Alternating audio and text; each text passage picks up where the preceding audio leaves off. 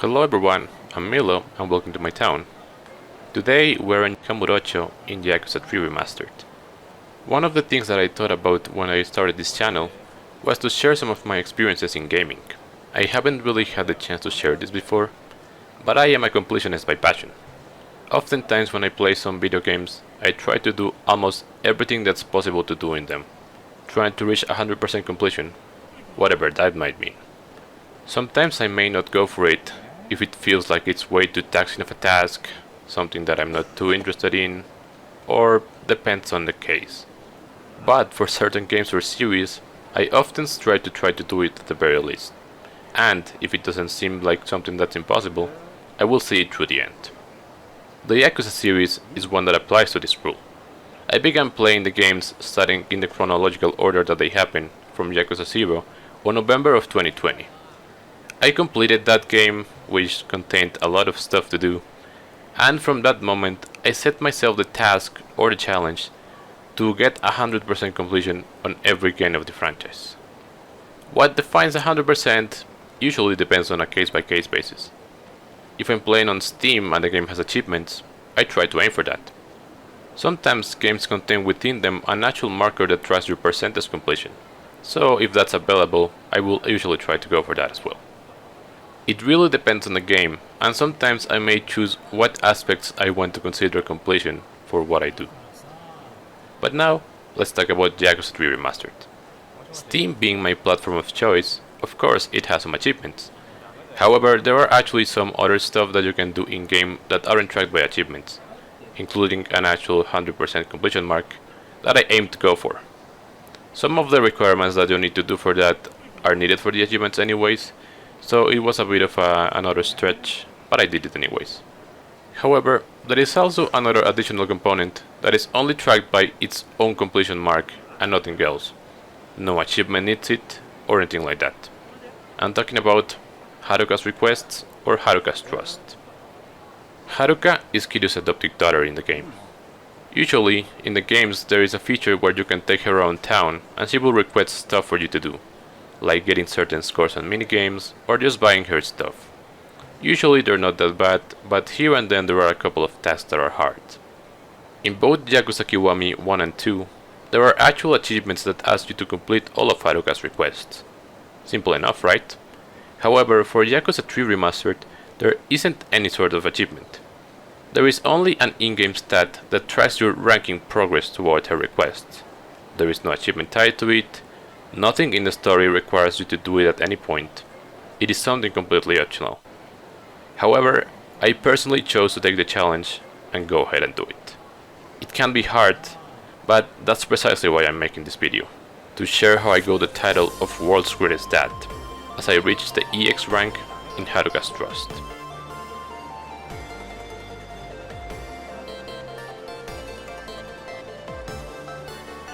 Before we begin, I want to give a little bit of context, just so it all makes sense.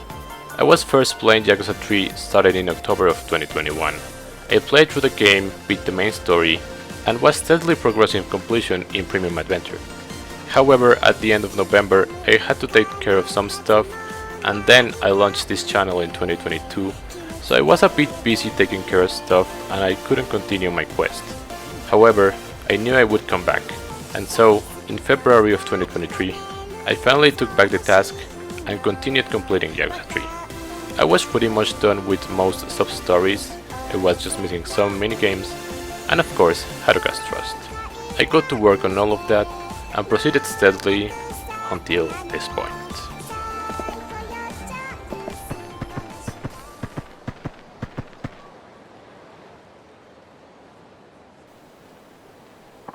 Oh, well, I guess dying's my only choice. What's the matter? Are you feeling okay? Excuse me, are you okay? Oh, what was that? I'm sorry, I wasn't listening. Had too much to drink? You look terrible. Ha, alcohol? No, I can't afford to drink. In fact, I've hardly eaten anything for the last few days. What's the matter, mister? You said something about dying. Why don't you talk about it? It might make you feel better. Talking about it will just make me feel even more ashamed than I already do, but you sure you want to hear about it? Of course, go ahead. Up until a year ago, I owned a restaurant right here in Kamurocho. It was just a small place. I managed to make do with the support of a few regular customers. But 3 years ago, the Yakuza controlling the area went to war with some Yakuza from Osaka. It practically destroyed this town. There were incidents of violence occurring daily. Before long, almost all of my regular customers had left town. I did my best to try to make it through, but I didn't have any choice but to keep borrowing money to stay afloat. And that led to the sorry state of affairs I'm in today. I sold nearly everything I own, and I still owe 30 million yen in debt. 30 million? Could file for bankruptcy, but that would only mean that the people who co-signed for my loans would get stuck repaying them. I'm sick of it all. I just don't know what to do anymore. So you're going to kill yourself for the life insurance money? Yes, I just don't see any way out of this. Wait, we can help you. Haruka. Thank you, young lady. I'm afraid there's nothing you can do, but I appreciate the sentiment. But now that we have heard your story, we can't just look the other way. The war 3 years ago was what ruined him. Haruka's right. We can't just stand by and do nothing. Uncle Kaz? I'll see what I can do about the 30 million yen of yours. So stop talking about dying, okay? What? But trust me, okay? Okay, if you're willing to try and help someone you just met, the least I can do is trust you. Please, you're my only hope. Okay, maybe I can get a job and... Did you forget last time you tried that? Oh, yeah. Leave this to me. There are a million ways to earn money in this town. I'm sure I can figure something out. Still, 30 mil is a lot of money. Just have to come up with something. It's you.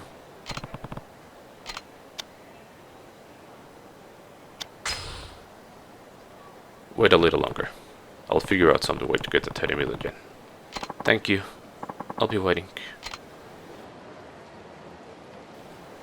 And that is the final task for Haruka's trust. Earn 30 million yen for this guy.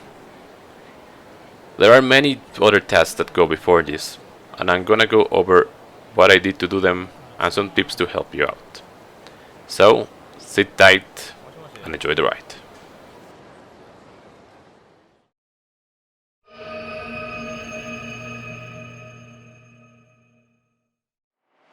So, before we begin discussing, I know there are certain tasks that are mainly part of minigame master and achievement for the game, but they aren't entirely on par with Haruka's requests.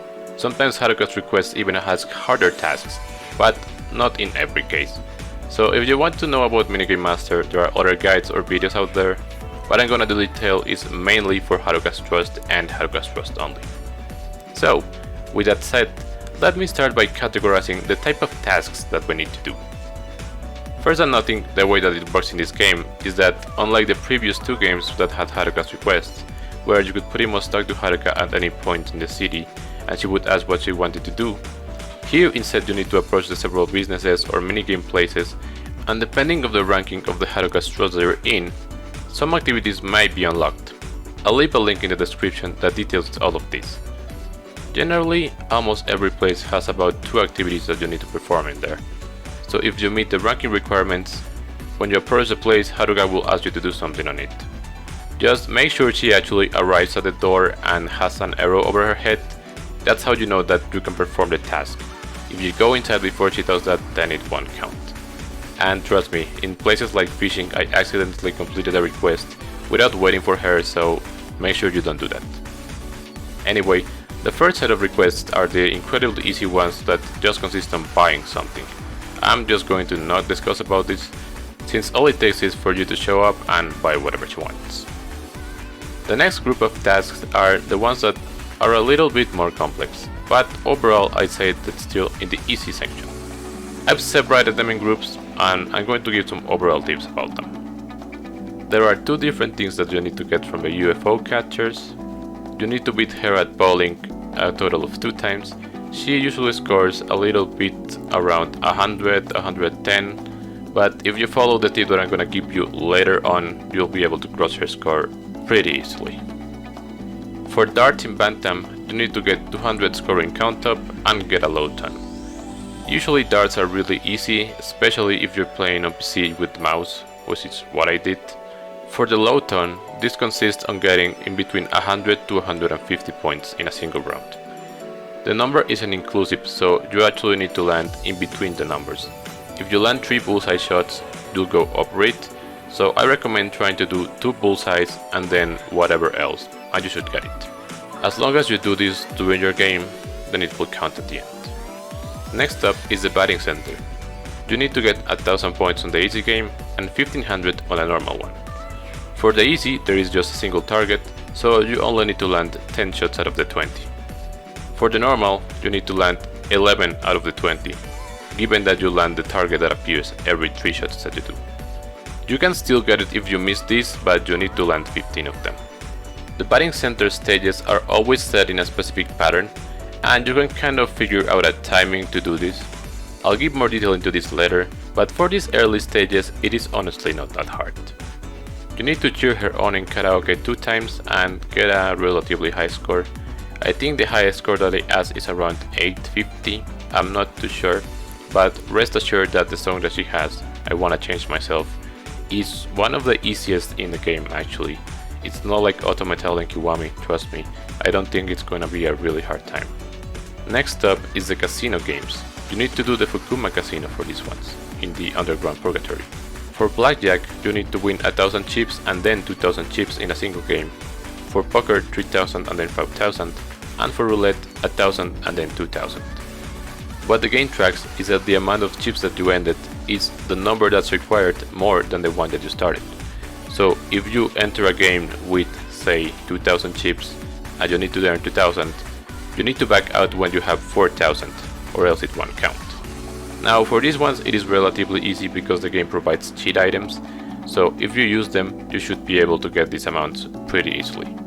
We need to make money and you know that, so it's better to use this to get the completion requirements anyways, just try to use them when you are asked them for it. Again, I'll give a bit more detail into some of these later on, but just know that you can do it to work towards a bigger goal. The final thing you need to do in Kamurocho for the easy requirements are beat up some punks or Yakuza members in different parts of town. Just follow the guide and it tells you where to go, it's pretty simple. Now, as for the Okinawa stuff, for pool you need to land a combination shot and then win a 9-ball game with no fouls. For the combination shot, you can actually just kind of construct the shot that you need. Keep moving the next ball that you need to hit until it's close to another one, so that if you hit it, that ball hits the second one and then that one goes to the hole, and that will get you the combination shot. It can be easy, just try to build the shot that you need. For the 9-game ball with no fouls, you can actually achieve this by doing a break case, which means that you win the game with the very first shot. Of course, since you only did one shot, it won't be a foul. If you don't necessarily manage to achieve this, then if you use the mouse instead of a controller to play, it is more consistent, so try to do that. I'll leave a link in the description to a guide that details how to pretty much improve the pool in the game by using a mouse.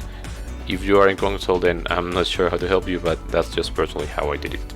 I did end up actually getting a break case to do this, so it was easier that way. But if you don't manage to get it, then that's fine. Next is the Gamgling in Ryukyu. You have to get in Cee-loo, Koi Koi and Oichukabu certain amounts of points more than you started with. For Cee-loo, you can use cheat items, but I feel like it's the least forgiving game, so you can actually just naturally play and probably get it. For Koi Koi and Oichukabu, I don't believe you can use cheat items, maybe in Oichukabu, but those games are just keep playing. What I usually do is I bet the max amount and then I just play.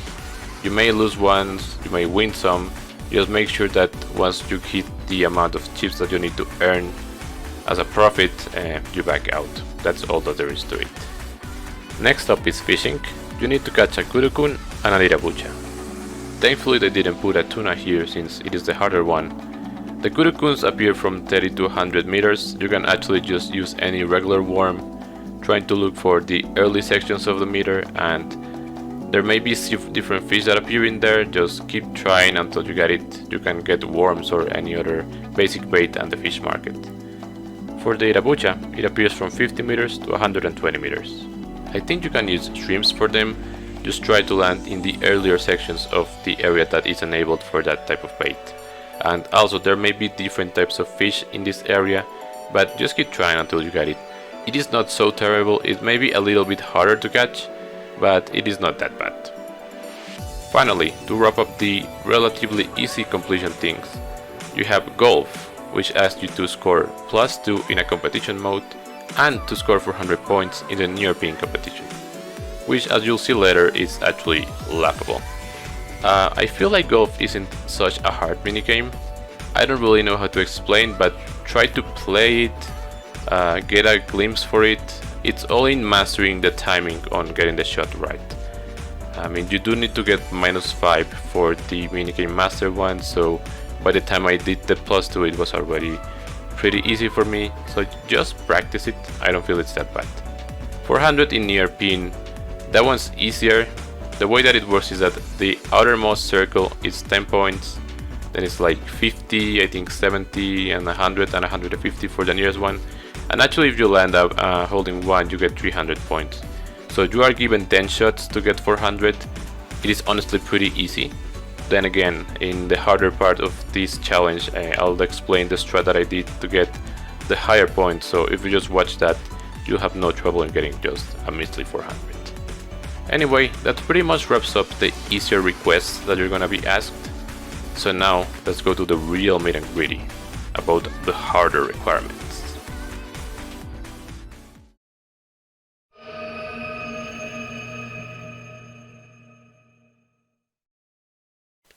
And here we are, the actual really hard requirements that you are going to be asked. I'm gonna have a dedicated section for each of these, so if you wanna check the timestamps, feel free. And by the way, all of the requests that are listed as needing triple S rank are actually exclusive to Premium Adventure. You need to be in it in order to be able to do them. You can't just simply do them in a new game. Of course, this means the hardest ones, so you'll see them in a bit. The first one is Shogi. You need to beat her 3 times. Well, I catalog this as a hard one because I generally don't understand Shogi. I mean, it's kind of like chess, but since I used pieces with just kanji on them, it's a bit harder to tell them apart if you can't read them. And even then, the rules are weird. I never even tried to learn it because it's so hard. I did learn Mahjong. Thankfully, I have good news for you. There are actual videos on YouTube that detail how to do this, so you need to do it 3 times. For the first 2, there's some videos by this guy NJ here on YouTube that pretty much showcase them. I did exactly the same that he did, and in every case the moves that Haruka was doing were the same, so pretty much just replicate them. I'm gonna leave them in the description so you can check them out, and it should be fine. For the third one, the same person never actually uploaded it, but relatively recently there is a Japanese YouTube user, it seems, that uploaded a video of the Haruka's request, and in it he beat Haruka on the harder difficulty. Now, I also followed his steps exactly, however at some point Haruka did some slightly different moves. I kept going doing the same moves that the guy was doing anyways, and eventually Haruka had her pieces how they should be in the video basically, so even though she deviated a bit from what I was seeing, she eventually came back to the same pattern.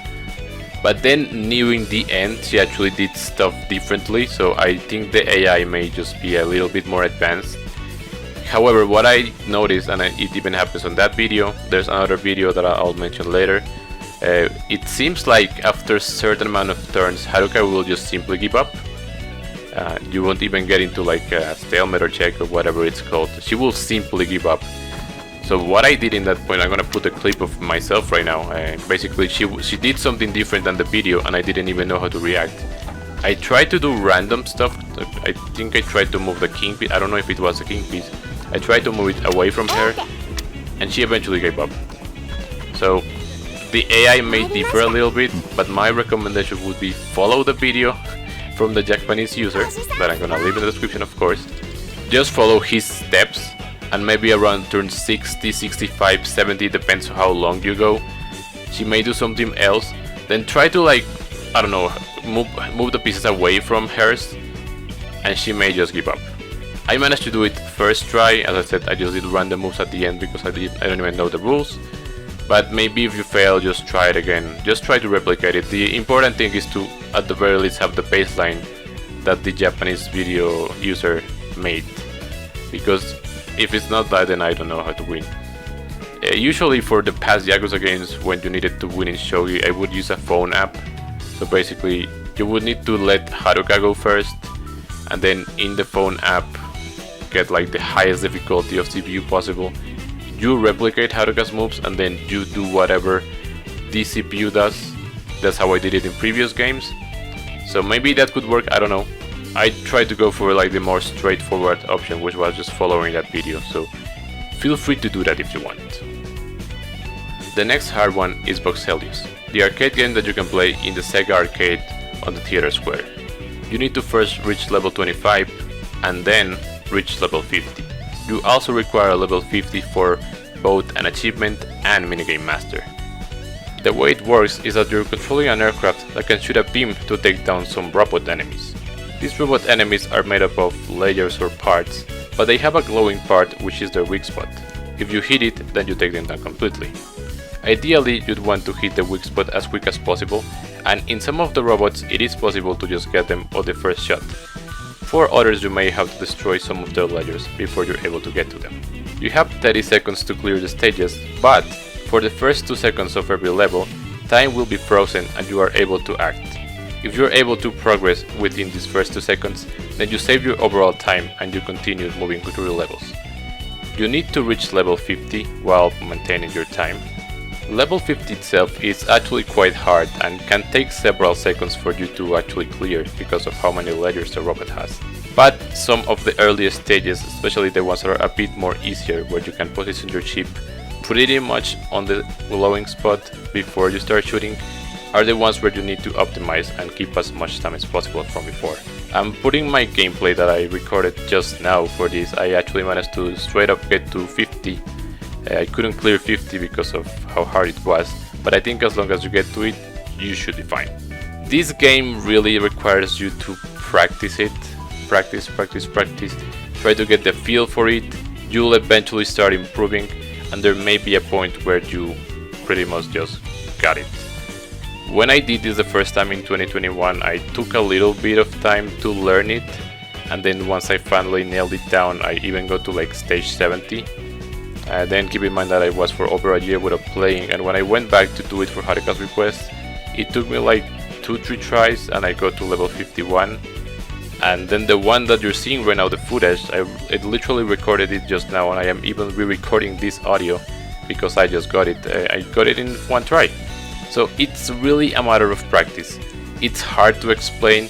I will try to link a video of a guy that made some guides for Minigame Master some years ago, and I personally saw that one and kind of learned better. So if the advice that I'm giving you right now doesn't really stick with you, try to watch that video and see if that helps you as well. I've uploaded the video of the full level 50 playthrough that I just did separately, so you can also check it out because it didn't fit in this section, but you can check it out and see it for yourself. Maybe that can help you when you do it. Now the remaining ones are the ones that are at the triple S rank, which is the highest one before you reach EX. So they are pretty much the hardest things that you need to do. The first one is to play darts in the 701 mode and win within 5 rounds. Now, because the maximum that you can score per round is about 180, so you have roughly 200 points that you can spare if you aren't perfect with this. But you just need to make sure that you are still within winning range on the 5th round. If you take more than 5 rounds to win, then Haruka will not be happy and you will not complete the request. I feel like for this one you shouldn't worry too much about the opponent itself, but more like getting there in time. So the best advice that I can just give you is try to land the triple 20 as much as possible. As I said, it doesn't really matter if you screw up a little bit here and then, as long as you're still within 180 points of winning, on the last round or the 5th round. As long as you are within that, you can pretty much screw up about 200 points total in the previous round, so you don't need to like land the 180 every round, but just try to get there, and then you just need to finalize the win. Sometimes the opponent might get tricky, but overall it's not that bad. He is the hardest opponent, but still, because I did it with the mouse and it was easier. As I said, I may leave some links in the description for guides that make darts easier. I never really used this. I pretty much just had my own way of landing the shots, but check them out if you want. They are as in the max rank section, but I feel like this one is the easiest out of them. Next up is bowling. You need to score 270 points or more in a single 10-frame game. So, in order to do this, you need almost near perfection. So there are 13 total shots that you can make if you keep making strikes, and keep in mind that on the 10th frame you actually get 3 shots instead of just 1. You are allowed to mess up, but only once. If you mess up in round 1 and you get a spare, or even if you don't actually land a spare, you can still win, but you need to pretty much land every remaining strike on the game. And also, if you end up messing up halfway through the lines, as long as you get a spare, you're fine. You can still earn from 270 to 280 as long as you land the remaining of the strikes, right? So you have only a single chance to mess up. I know it can be stressful, and trust me, it was. I choked many times in the 9th line when I was almost done. But thankfully, while doing this, I managed to figure out a strategy that made me win almost every time, and I'm gonna share that with you. Sometimes people put videos on YouTube on, shoot from here and try to aim here, but I feel like they never really try to explain how you can get the shot right. But I'm gonna try my best to do it because I did figure out a way. So, the strategy is, first move 2 steps to the left, so pretty much land in this point here in the ground. Then, when you are going to aim your ball, just watch this first. Did you see it? So, the arrow for the direction moves kind of like a metronome. It starts moving to the right first and then it goes back. The way that I found the timing is that when it passes through the middle, it makes a sound, a tick. It will make one when it begins, it goes right, then it goes back through the middle and makes a second tick. And try to get the timing to press the button a little bit before when you shoot hear the 3rd tick. That's the timing that I figured.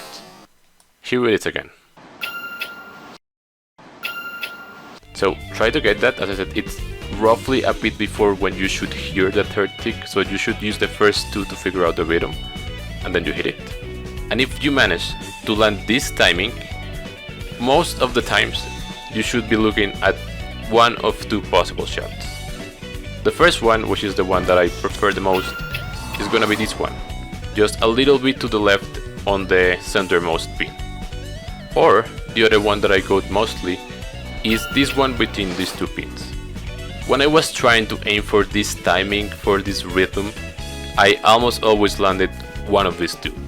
Sometimes I may have screwed up and I went more to the right because I took longer, and sometimes more to the left.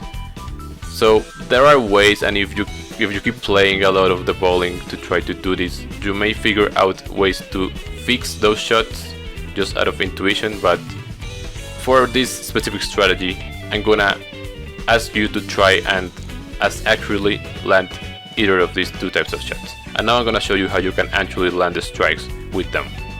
The way that it works is that you first select where you want to shoot from, then you get the direction, then you get the power, and then you're able to add some spin to the ball. You already know where to stand, you already know the rhythm that you should try to aim for and to try to get the shots.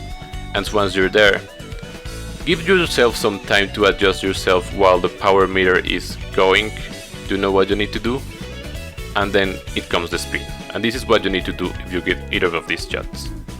For the first one, after you select your power to try to aim the highest, usually I land a 98 because the timing kind of always lands there. I never really landed 100, I think at times, but it doesn't matter. And even if you screw up a little bit on the power, I think if it's above 88 or 90 power, you should get this. But once you are in the spin section, you need to aim like halfway the first bar to the left. You'll see that the power level of the spins are represented in pink lines. If it's like a pale pink, that's half a bar. If it's like a more strong pink, that's a full bar. And I'm gonna show the difference right now on screen. So get just half a bar of power to the left, and that should be it. That should get you a strike.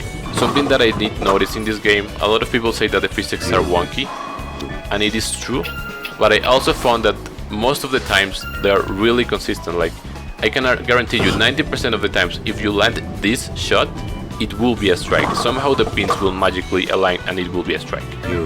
There may be some times where it just doesn't happen, and if that happens, just restart your run, or depending on where you are, you may still be able to save it. I'm gonna share some tips on this in a bit. So that's how you can do this shot. Now if you get the second shot in between like the middle of these two pins right here, what you want to do is 2.5 bars of power to the spin to the right. If you do that, most of the times, as I said, 90%, you will get the strike. Now I'm gonna share some other shots that when I was doing this, maybe I messed up the timing and I managed to actually land a strategy to get them. So I'm gonna put them here right now, pretty much the amount of spin that you need to get if you aim for those spots. But my recommendation is you try to aim these two. But here comes the clips.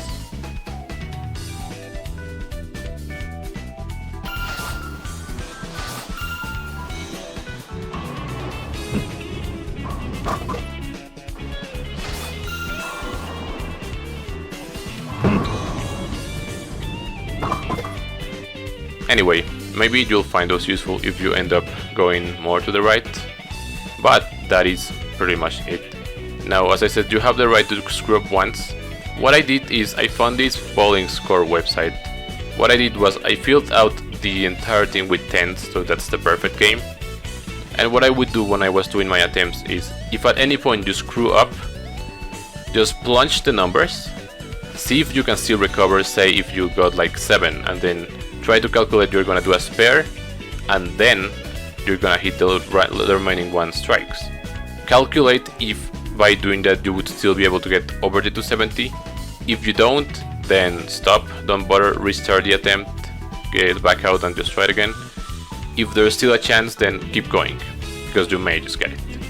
And that's pretty much the advice that I can give you. As I said, this mode does demand almost perfection, but with enough practice you can nail it down, and then it's just mainly controlling your nerves and actually landing them. As I said, I choked a lot of times just on the 9th line, and it took a while. If you do that, then try to take a small rest for 2-5 minutes, whatever.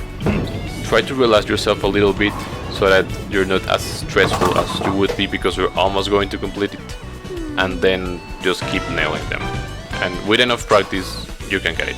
So try to utilize this strategy and hopefully you can do it. Next up is the batting center again. You need to get 3000 points on the hard game. To put it simply, you need to land 16 out of the 20 shots that you're presented with. So you only have the right to mess up in 4 of them. Additionally, it is required that you land the extra target that appears after you complete the bingo card. So if you end up missing this, just straight up reset, it will be easier for you. I'm not gonna crunch numbers, but pretty much just get at least 2 tiles per shot, complete your set, and then you get the extra target. Do that a second time, and then you need to land 4 extra targets, and that would be 16 shots. So you can mess up 4 times, as I said. The way that the batting setting works, as I mentioned, is that there are pre-established patterns, and you can check them in a link in the description that I will provide you. Alongside the shots, I would classify them as 3 types. The first type is the slow shots. These ones come at a speed of 100 km per hour or less. Next is the fastballs, which are 110 or 120 km per hour. Finally, it's what I call the instant balls, that are 140 or 160 km per hour. The way that I would recommend you do this is you try to visualize and get a rhythm for each type of these balls. Even though some of them differ in speeds, in reality they have almost a very similar timer. When I was actually doing the expert stage of batting center that you need to do if you want to craft all the guns, because there is a material that only drops for it, I actually managed to get the rhythm so well that I could close my eyes after I had adjusted my mouse on the targets, which by the way I did it with the mouse because it's way easier. If you do it with a controller, there's an extra layer of difficulty that I unfortunately can't really help you with, but I was able to do that with my eyes closed. Now, I wasn't able to replicate that this time as I had done that previously in 2021, but I was able to combine two strategies to get that. The first one is to try to determine the rhythm, so I'm gonna play each type of shot and you can see roughly how they go. For the slow shots, it's roughly try to visualize 2 ticks.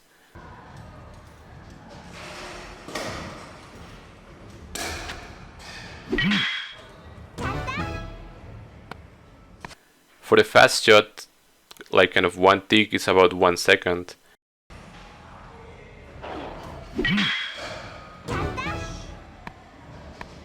And for the instant shot, they're actually so fast that it's almost after you hear it being shot, just wait a little bit and then you hit them.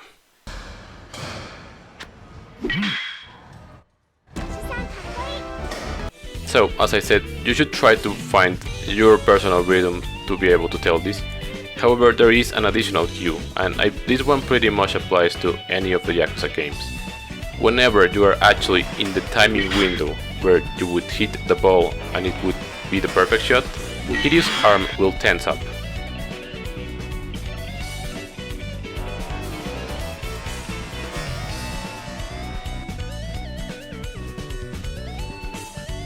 Now, this only happens for a brief moment of time, but if you use a combination of when the shot will roughly be able to be hit by calculating the timing and noticing the visual difference on his arm, if you try to put both of these senses in conjunction, you may be able to get the right reaction time to hit them. You don't have to worry about direction or anything, all you need to worry about is the timing. It will take you some practice to figure out exactly the shots. They always come in the same pattern, so maybe you will be able to hit several of them consistently. Sometimes I ended up failing the very first ones, like the slow ones or even the fast ones. So just keep practicing until you kind of mentalize the timing on each of them. Thankfully, besides the red targets, you are able to screw up in any of the other ones, so there is not that much of a pressure like there was in bowling, that you could only screw up once and it depends on the score how you could screw up. Still, you should try to aim for the most that you can get, but you're allowed to screw up in 4. It's perfectly normal if you actually manage to get it and you screwed up on the 4. I think most of the times I did that whenever I achieved it in things like this, but just keep trying it. Like, you just need to visualize the rhythm, try to use the conjunction of both the timing and when Kiryu's arms stop moving.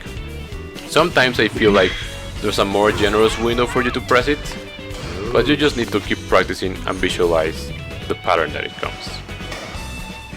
And now it's time for the last proper minigame, which is to get 1500 points in the near pin contest in golf. Now, as I had mentioned before, you do need near perfection, but there is a little bit of leeway.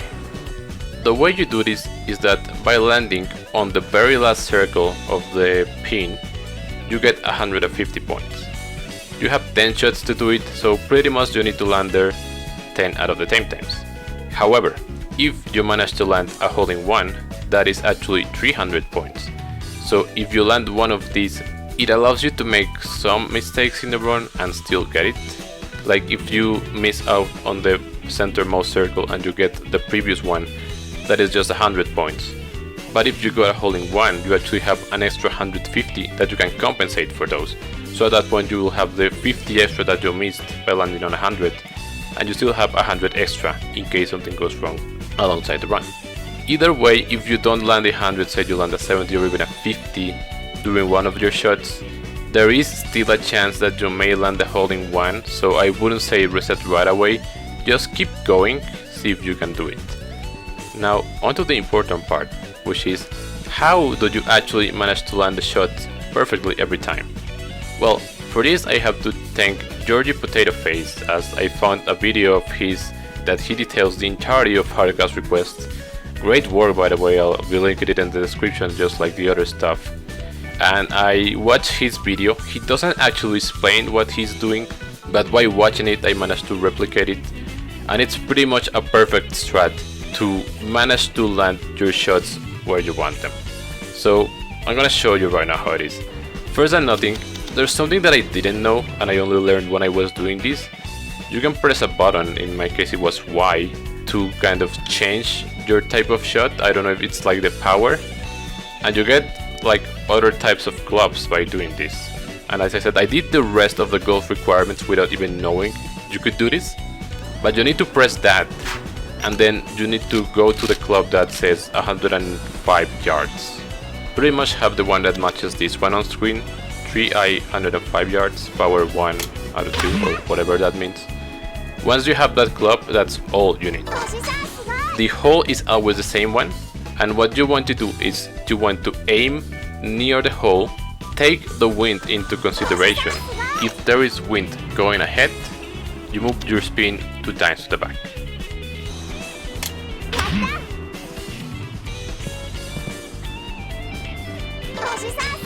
If the wind is going backwards, you do it 2 times to the front.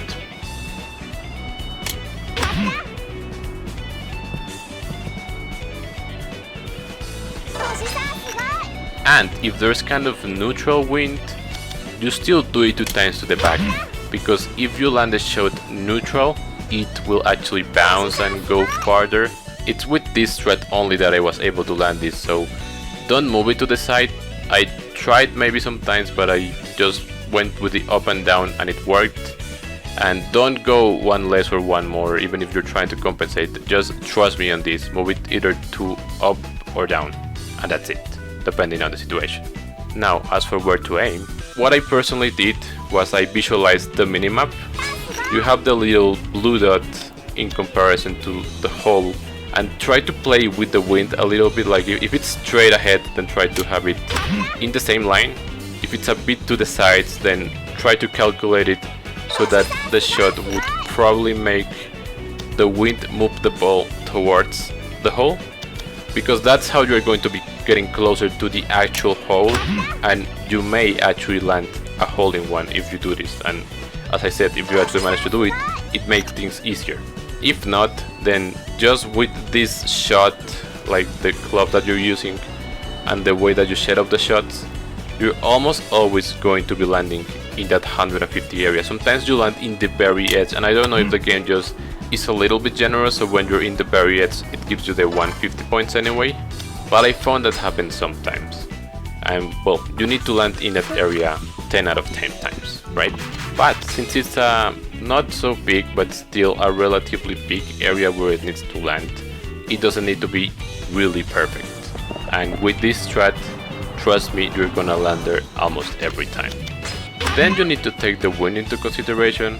I'm gonna straight up say it, but if you get bad luck, bad RNG, and you get a lot of the really strong winds, the ones that have like a really dark red or even purple color, those can really mess you up.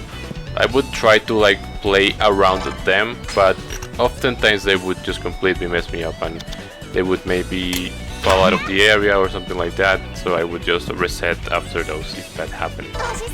But most of the others, they can be pretty easy to deal with, all the green ones or the orange colored ones, yellow ones, with the strat that I mentioned. Now the only thing that is remaining is actually landing the timing for the shots.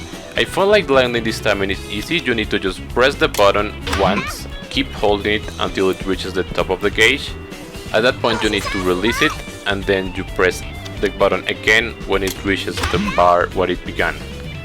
If you do that, it will be like the perfect shot, and you need those perfect shots. There are times where maybe you land a little bit before you actually come back to their starting point, and the shot may be good enough that you make it. Sometimes maybe you go a little bit farther and that's the same, but sometimes the shot is just messed up and you get completely out of the area or you even land 10 points. If that happens, I would just reset, because it's hard to recover from that. But well, as I said, I think this timing is not only easy, but I feel like the game helps you with it. Like, you don't need to be extremely precise.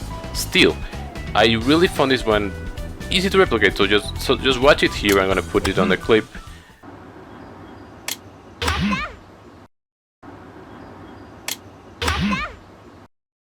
Try to see like the amount of timing that it takes, and then you just need to keep practicing this. You pretty much need to perfect this timing, and then combine that with what I just taught you, and that's it. You just need to wait for you to get the good RNG run with not that much wind that messes you up, and then you don't screw up on the actual timings, and then that way you can get it. I was gonna say that I got this like within 30 minutes. It wasn't really that case, but I got really close, so it was mainly I kept getting bad wind RNG, but overall I feel like it's not incredibly complicated. Just land the timing on the shot, and I already told you how to line it up properly, and that's it. Either land close to the pin 10 times, or if you get a hole-in-one once, then that makes things easier. I used to keep scoring 1300, 1400 in some cases, and then in the case that I actually got it, I managed to get a hole-in-one, and I got 1600, so that was really good. I do have the full clip. I'm gonna play it now, maybe it's already playing. So yeah, and that is the last minigame proper that you need to do. After that, there is one objective remaining, the 30 million yen.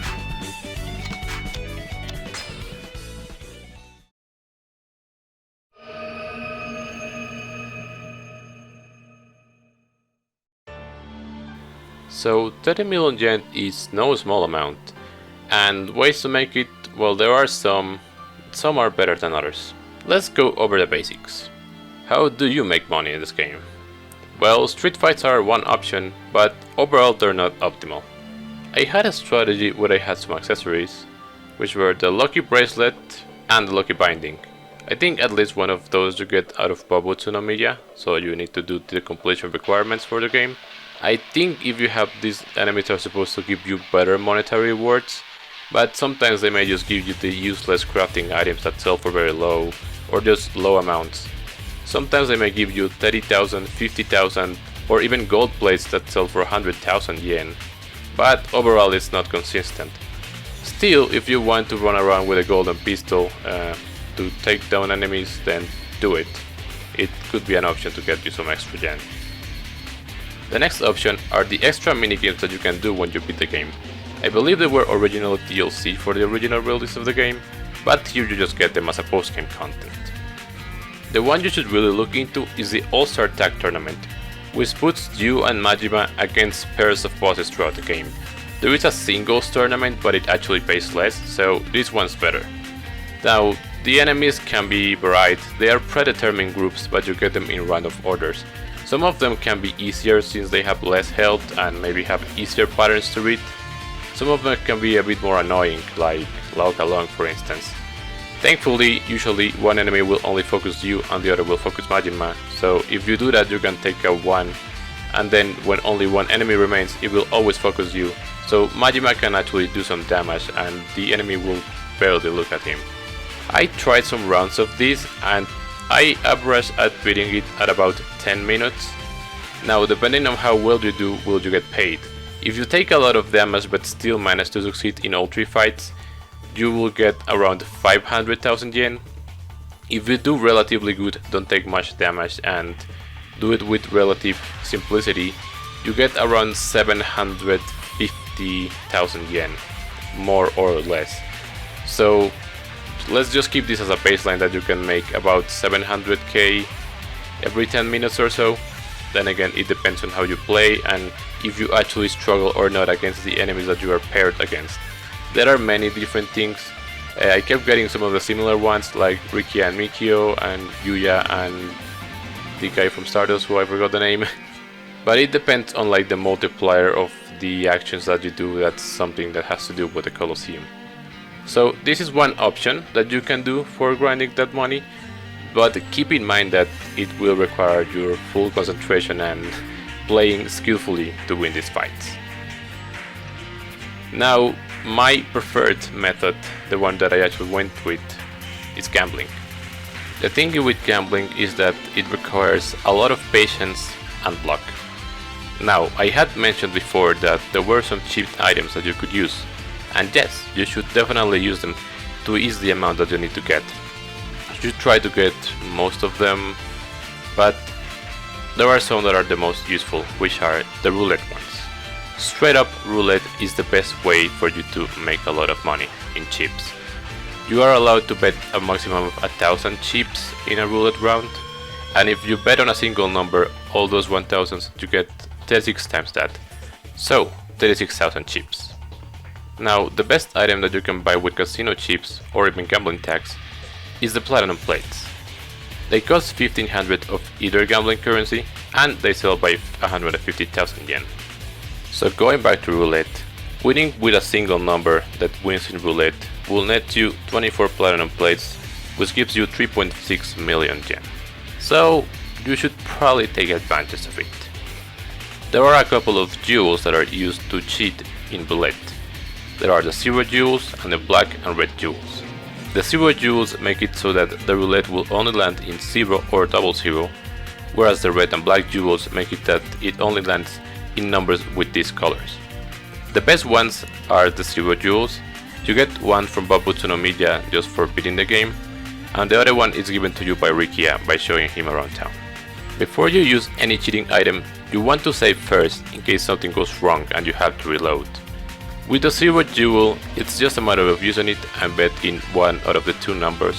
If you don't get it, reload and try again. Just like that, you can get the use of both zero jewels pretty easily. Now, the problem comes when using the black and red jewels, as you have only a 1 in 18 chance of, if you bet on a number, to actually get it. I still think it's the most worthwhile way to make the money, but unfortunately you are going to be probably reloading a lot until the one number that you bet on ends up falling. Now, I don't really know how the game RNG works, but sometimes I felt like it focused a specific group of numbers more, like sometimes most of the high ones or the middle ones. So depends on how you want to do it. Maybe if you want, just bet on a single number over and over again and wait until it happens. If not, try to move them depending on how the RNG has been behaving. Keep in mind that what you're doing is you're using the gem, you're betting on a single number. If it doesn't come up, you get out and you reload your save file.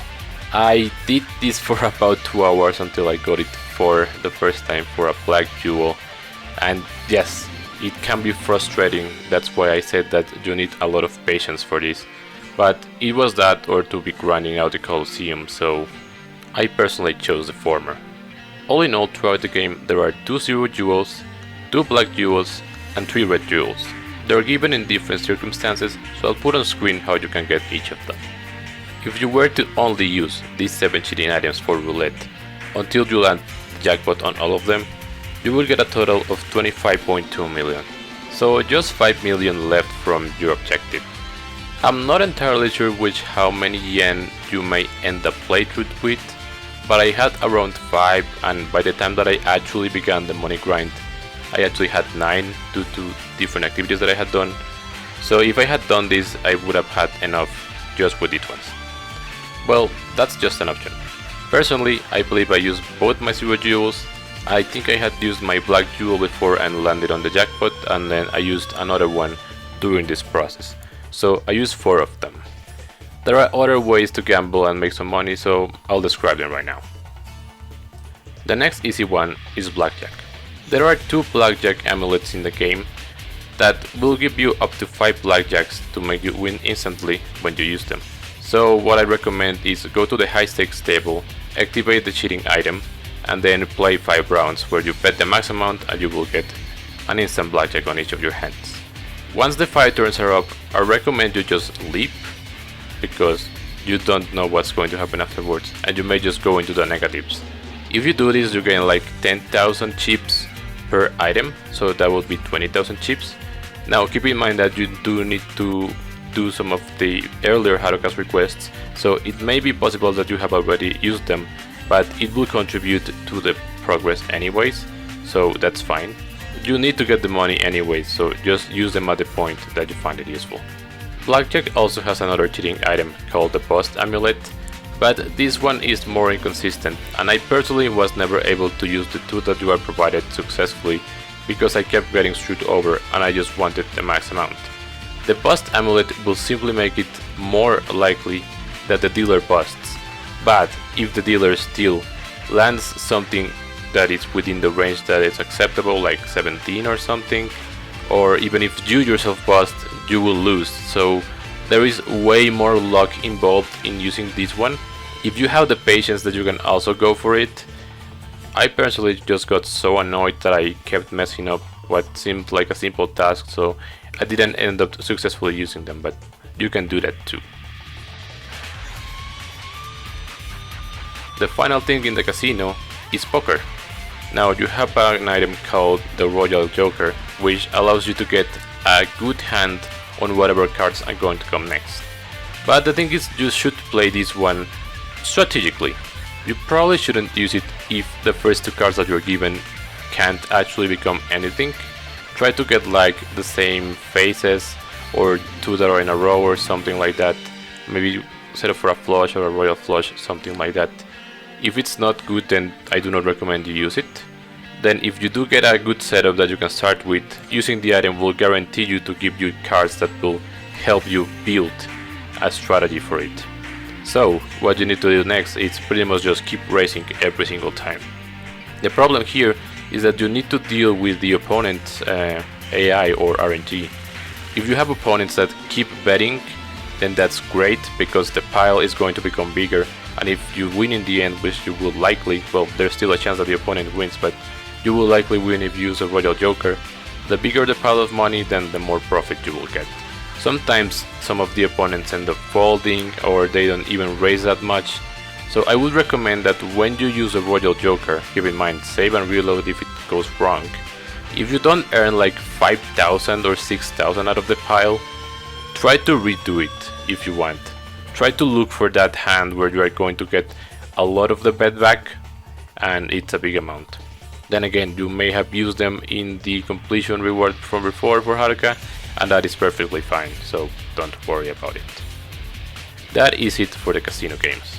We still have the other gambling hall stuff, but I only really recommend Cee-loo, and I'll show you why. So first I'll tell you why I don't recommend Koi Koi and Oichokabu. I think they're just too random, there's not an easy way to win, the other opponents can just get ahead of their game and win, so Cee-loo is a bit easier because it does have cheat items. You have the Beast Mountain Stone, which will make every opponent that you face throw their dice out of the pot, so they will lose their bet. If you use it as a banker, then you will earn all of their winnings. There is the 111 Gum, which lands a 111 for you, which is an instant win in the round. There is a Trips Cho-han, which makes you earn a triplet and win 3 times your bet.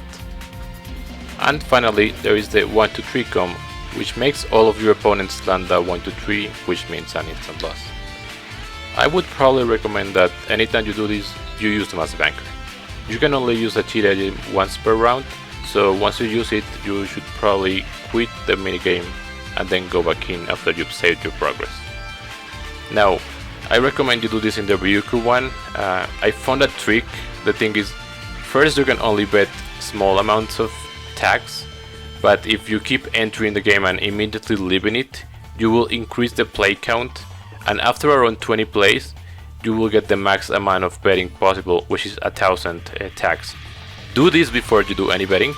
I was proof testing this when I was doing my thing and also thinking of the video, so do that first, make sure you are betting with the most amount that you have. Second, it seems like the amount of total tax that the opponents have and the likeliness that they will actually bet close to the maximum, which is 1,000, depends on how many tags you're holding. So throughout my attempts I still had like 20,000, 30,000, so they were sometimes betting 1,000 or 800, something like that. Make sure you have like a lot of tags so that your opponents can also bet a lot. I did notice that that happened. The next thing that I would recommend is keep re-rolling the game until you are the banker, because if you have to wait until other people are the banker, you may end up losing chips because you may not get anything good, or you may not get any points in the 3 dice rolls that you get. So try to be the first banker. And another trick that I found out is that if you end up being the banker, you use a cheat item, you get winnings, you can immediately leave the next time that you're asked how much you want to bet, because the game will only ask you if you want to leave after a full round has been completed, so after the 4 players have been the banker. But if you're the first banker, you win. When you're then in the screen, when you're being asked how much you want to bet, you can actually quit the session at this point and you will keep all your earnings. So that is something that you can do. Keep it in mind, so that random stuff can happen and maybe you can lose your amount. You can also just bet like 1 chip and minimize your losses, but I think it's better like that. Anyway, due to the trips you can, I think you can earn a lot in there. Like, yeah, Koi Koi and Oishokabu, I just don't recommend. Now, there is also Cho-han, but I personally wouldn't entirely recommend it unless you have a lot of patience. And the reason is that it's the definition of high risk, high reward in a game. You only have 2 options, and granted you do get to choose some more options if you play more. And once again, here you can do the trick where you quit and enter to unlock like higher betting options, and additionally new options to bet, such as like guess one number, guess both numbers, which will actually pay you more if you actually get them right. The problem is that, well, let's just consider the base scenario. It's a 50-50, but it's kind of risky, and you can get like usually more than double your bet. It depends on how many people are actually betting on a specific one. So I guess a valid strategy would be try to go for the one that less people are voting in, because if that wins, that will maximize your profits. The problem is that you need to keep going over and over to get good. Sometimes if you win, you will be able to take your earnings and bet against the house, and this pays out even more, but just be careful. Now for Cho-han, there are 3 cheat items that you can use. One of them we already talked about, which is the 1-1-1 card. If you use it here, it will guarantee that the rolls are 1 and 1. So like, say if you play the house when you have like a high betting amount and you select that, the cheat item in there, you can get a good amount. I'm not sure how much, but you can earn good profits with it if you try to do it there. There are 2 other items that you can use. There's the even Goros beats, which when used will guarantee that the next roll is gonna be even. So you could try to use this one when a lot of people are betting on odd. That way you bet on even and it's gonna be a bigger payout. And there's the loop-sided cigarette, which makes that most people will bet into one of the 2 sides, but usually it does not guarantee you that that side will actually win, so just keep that in mind. As I said, I didn't actually use it for the Haruka money grind, so I can't give actual recommendations. I know that at some point during my playthrough I actually did like a semi-extensive Cho-han session, and I think I earned a lot of tax. That's why my baseline before doing the Haruka request was like 25,000 tax or something. So if you play it right, you can win. The problem is you can also lose really easily, and it's pretty annoying to have to earn something, then go to save and then do it again, because it's the Dragon Palace, which is the only place where you can do this in Kamurocho. It's a little bit far away, so consider it as well, but I didn't personally use it, so I can't necessarily recommend it, but it is another option. Additionally, there is, I guess, 2 more ways that you can earn some money. The first one is catching Maguros or tuna. Now, if you have done almost everything in the game, you will know how hard of a task this is. Well, I tried for a little bit, about 10 minutes, to try to catch one here in the end, and I just couldn't. I ended up just... It's hard, so maybe you can try it. I recommend using like the prawn again, or whatever you see on screen right now. It's the bait that I used. They are always in the very far back, so if you don't see any fish, just re-roll the fishy minigame until there's one in there. But they're really hard, so just try it if you're confident and if you're good at that minigame. Alternatively, you can also do golf. If you play the tournament and you win, and you can usually win pretty easily with like 0 score or like -1, -2. It's not that much. If you had mastered before for the minigame master, then you should be good at the 9 holes. You need to pay 5,000 yen for the entry fee, but you earn 100,000 back, so it may be worth it, but only if you're near the end. If not, then I just really recommend you to Majima tag battles, probably way easier. And I think that's probably it. Those are the ways that you can earn money in the game. Now, after you're done with all your gambling, you need to redeem everything into platinum plates and then sell them. Big disclaimer here, and thankfully I checked this because it almost happened to me, but I didn't save just in case. It turns out you can only stack up to 99 of an item in your item box.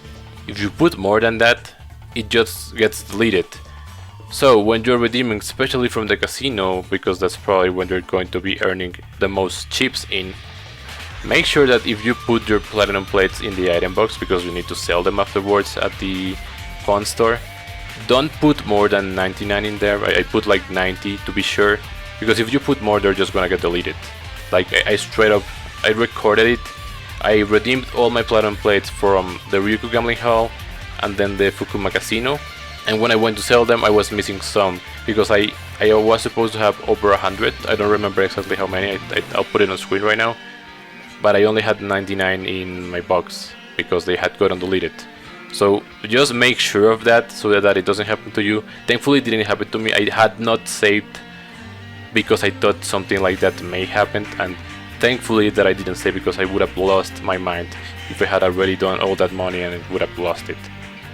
While on the topic of selling, if you don't think that you're going to need most of your items anymore, you can also just consider selling all of them. I think I screwed up and I never selected weapons, but I think just selling random junk that I had, or almost every item, I could have made like 1.2 million. In the end I only ended up selling like half of that, so I kept most of the armors and stuff, and I made 500,000. As I said, I didn't check the weapons tab because I think it's different, so if you have crafted all the weapons, if you did that, all of that, and you don't think you need them anymore because honestly the golden gun is pretty busted, you can sell all of that and that's additional money. So just try your best to optimize different ways for you to reach the 30 million threshold. Whatever you do, you may mix and match to do part casino, part gambling hall, part Majima tag tournaments, whatever. Just whatever it needs for you to get to the number. So with all of that, I think that is everything. So why don't we switch over to my recording on when I actually achieved it. Alright, did the last bit of grinding that I needed. Now I can finally get those 30 mil.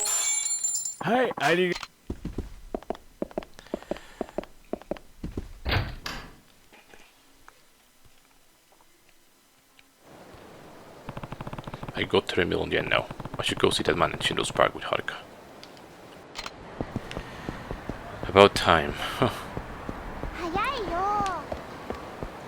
I did spend a little bit of time. I had to keep reloading and stuff because gambling wasn't going my way. In the end I just decided to get the remaining bit in the All-Star tournament. At that point it's just a test of patience, so yeah. Alright, and here we go. The whole ordeal's about to be over. It's you. Here we go. Please take this 30 million yen. I'm sorry this took so long. Please take this. You handed over 30 million yen. Oh, dear. Is this really happening? Oh, thank you. Thank you so much. I told you to trust me, didn't I? You did it, Uncle Cass. I'm so proud of you. Uncle Cass, thank you. Don't mention it. You always do so much for me. I'm just really glad you're here for me. I love you, Uncle Cass. Haruka seems the happiest. Thanks for doing all the stuff for me, Uncle Cass. So, me and everyone else at Morning Glory made you a present to make up for it. I even needed part of it myself. She got the Morning Glory scarf.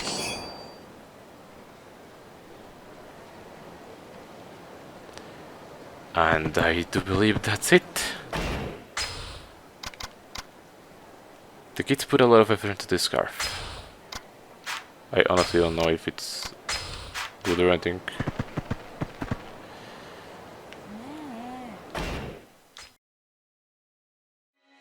And that is indeed everything. I'm gonna use this final part as like an ending conclusion thing. So, to talk about most of the game.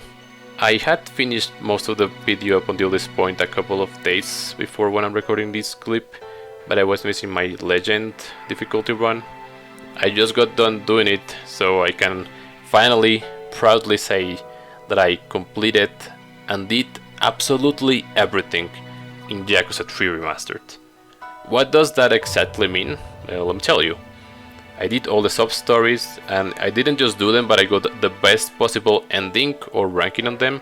As you can see here, they have like a little star icon, and sometimes they would actually just get a check mark. That means like you got like the weak ending or like a normal ending to sub-stories, but I made sure to get like the star one, which is the best one. I did all the street bosses, of course that's needed for the sub-stories as well. I did every single thing in the completion list, which keep in mind a lot of them are completely optional, but you do get some of the useful items from completing each section. Of course I did the Haruka's Trust, EX, everything, which is what this video is about. All of the achievements that may require you to do some additional things that aren't entirely included in the rest of the stuff, but of course it's done anyway. And finally there's Ultimate Match, which is the mode that appears when you clear the game for the first time. In previous games, or at least the chronological new ones, it's called like Climax Battles, and it's just some different types of battles. Now, in this game they actually rank them. I think it depends on like the time you take or damage something. There is an item that you get if you get S rank in all of them, but it is not worth it. Like that is actually insanely hard, and I wouldn't even bother doing something like that, so I just was content with completing them, which is what usually you have to do in these games. A bit of a fun fact. I don't know where, but I think I read something regarding that when you give the 30 million yen to the guy, he builds like a shrine in Children's Park. I don't know where I read that. It clearly didn't happen, but I read something like that over a year ago probably, and it just stuck in my head all the time. So that's what I said at the end of the clip, that it's that it, because I didn't know if anything was gonna happen. No, nothing happened. It's just you get the max rank, you get this scarf, which is the final item, and that's pretty much it. I mean, you should kind of know from the get-go that Haruka's Trust doesn't really reward anything, so only do it if you really want to, like me. In the end, according to Steam, I spent almost 196 hours in this game. I even surpassed Yakuza 0, which if you'd recall at the beginning of the video, and it is true, that game has a lot of stuff that you need to do and complete, different stuff, but because of different things, of course I spent a lot of time playing this specific one. Like for Kiwami and Kiwami 2 there were about 100 or 110 hours, but you see that this one took considerably more time. But it is fine because I wanted to do it, and now that I finished I feel really proud, because I know that a lot of people, almost no one, is going to do all of this. So knowing that I'm one of the few people that actually went all the way and did everything, it's a bit reassuring to me, and as a completionist that I am, it's a good feeling. And now, this video was kinda long, I know. I had to talk in detail about some of the stuff because that's just how it is. But I am planning to make a written guide that I will be publishing on Steam. Probably gonna be a bit more condensed of all the information that I presented here, so this was the longer version. Whenever I have that ready, I'll be posting a link in the description to there, so hopefully you can also check it out. Any links of any resource, website or video that I mentioned throughout the video, they will be linked in the description, so please go there and check out any of the specific things that you may need that I said that you could find elsewhere, if I didn't specify fully how they are in the video. A little bit of a fun fact, when I was doing my Legend run just now, I saw that Babutsu no Miya actually gives you the items again. He has a lot of set of items, and including the cheat items that I mentioned, that you get one of each from him. And I thought, oh, is it possible that you could actually just keep making new clear save files of Premium Adventure and just collecting the items over and over. But it turns out no, you only get those items once per new game. So because I had to do a new game to get into my legend run, I was getting them. But I even tried to like make new clear save files of the Premium Adventure file that I finished after I got Haruka EX. But no, he doesn't give the items again, so you need to be in a completely new game. And if you do that, like in my legend run, your Haruka rank resets, and keep in mind everything else resets. So I thought briefly that you could like keep doing that and getting more cheat items, and then you could just get all the money with that. But no, it doesn't work that way, so I didn't make a mistake grinding all that thing, so what I still said in the video is valid. And I think that's it. My journey with Yakuza 3 was one that spanned over a year. Don't normally do this because I would normally just focus play one game, but due to circumstances I just had to have some space in between beginning and ending this long journey. But I can say that it is finally over, and I am very proud of the results that I achieved. So I hope that you enjoyed this video. I'm really thankful if you're actually listening to this right now, so hopefully the video was helpful to you, and it would be great if you leave a comment just letting me know that this is probably not the last time that I may talk about my completion process for a video game, be it another Yakuza game or any other. So if you're interested in that, consider subscribing to the channel as well.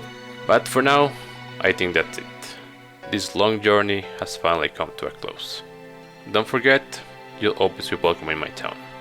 Thank you for watching, and I'll see you next time.